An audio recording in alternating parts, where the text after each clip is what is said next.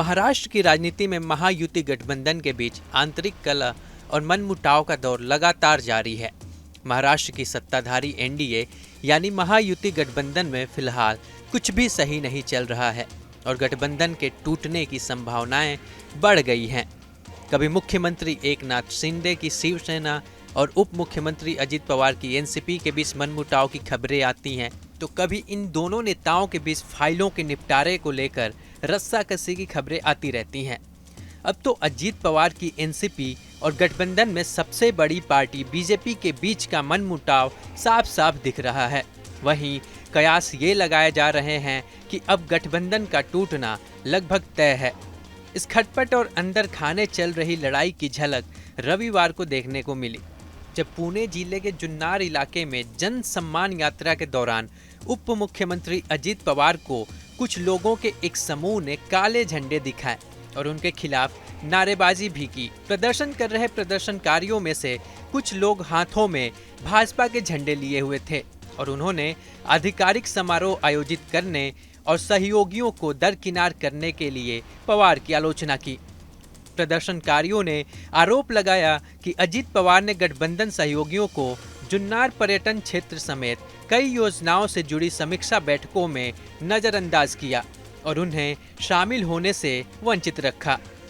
जुन्नर को 2018 में राज्य का पहला विशेष पर्यटन क्षेत्र घोषित किया गया था। अजित पवार को काला झंडा दिखाए जाने के बाद एनसीपी और बीजेपी आमने सामने आ गई हैं। राष्ट्रवादी कांग्रेस पार्टी के प्रवक्ता अमोल मिटकरी ने भारतीय जनता पार्टी के नेता और उप मुख्यमंत्री देवेंद्र फडणवीस से इस घटना पर स्पष्टीकरण मांगा है।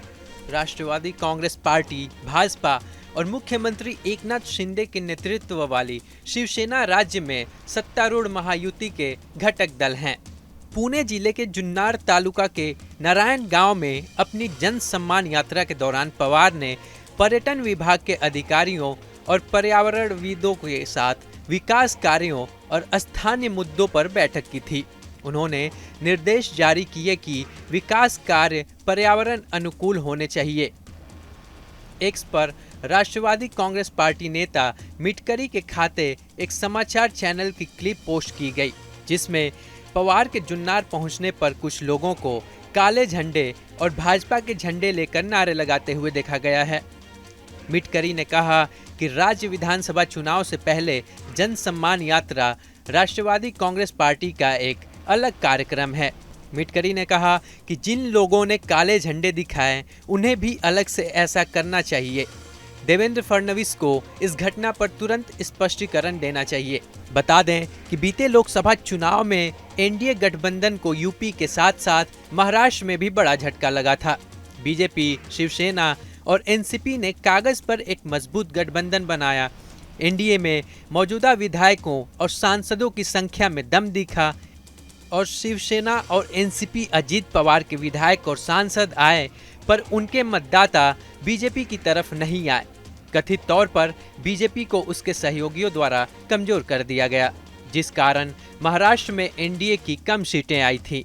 वहीं अजित पवार को भी लेकर अपनी ही पार्टी के कुछ नेताओं में विरोधाभास देखने को मिला था। न्यूज नेशन अब व्हाट्सएप पर खबरों के ताजा अपडेट के लिए न्यूज नेशन के इस क्यूआर कोड को स्कैन करें।